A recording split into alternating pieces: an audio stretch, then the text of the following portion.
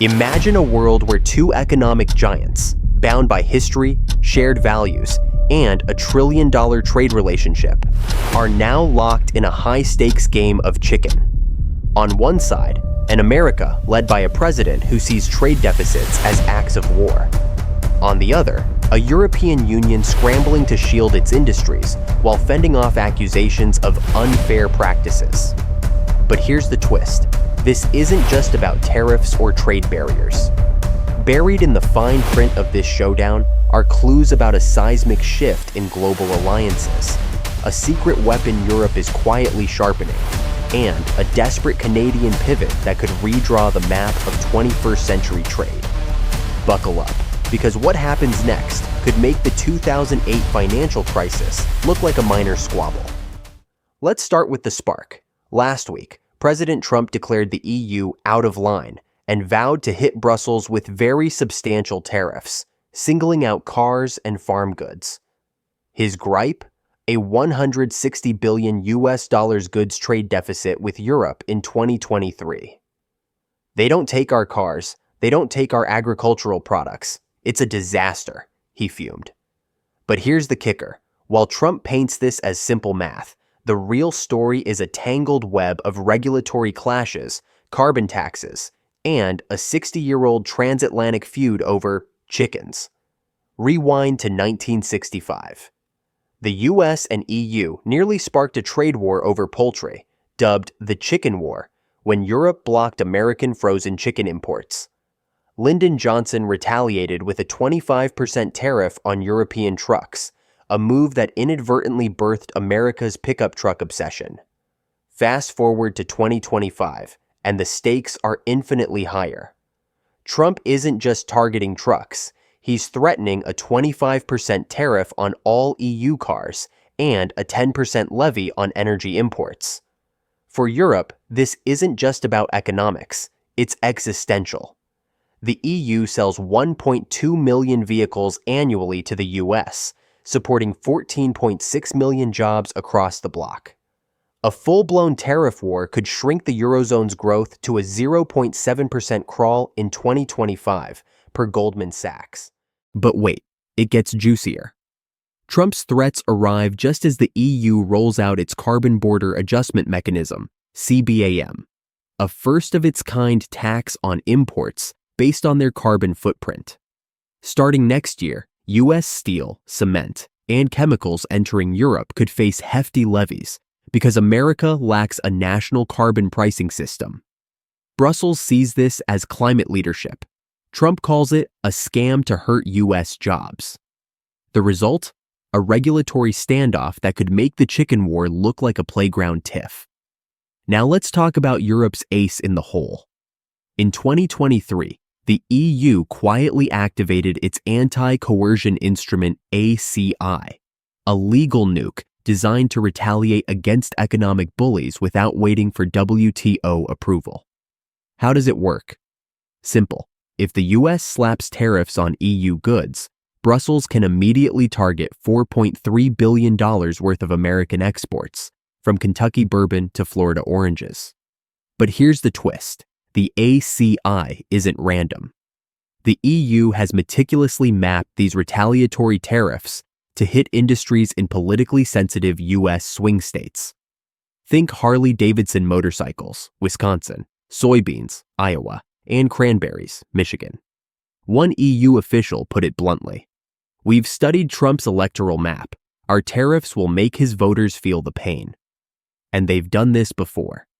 In 2018, when Trump hit Europe with steel tariffs, the EU retaliated by taxing Levi's jeans and peanut butter, symbolic strikes that rallied public opinion against U.S. policies. This time, however, the ACI allows Brussels to act within 48 hours of any U.S. move.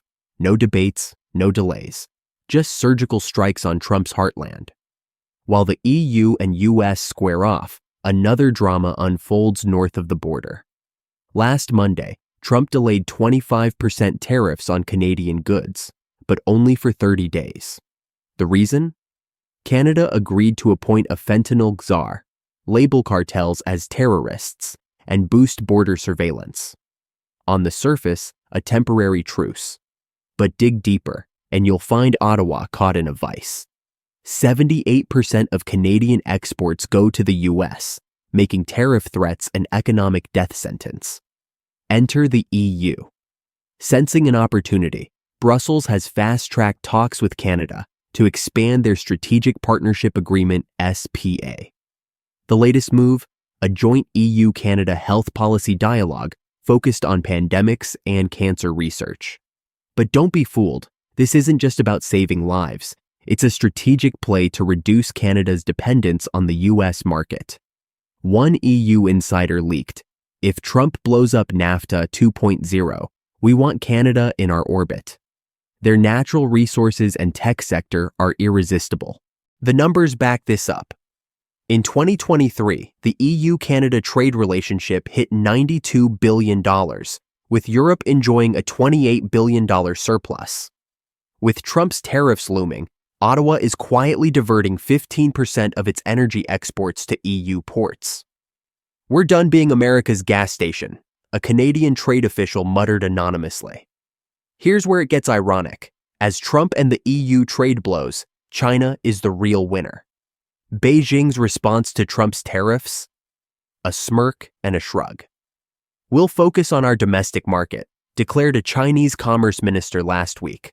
A veiled reference to the $1.2 trillion in stimulus packages Beijing is rolling out to offset export losses.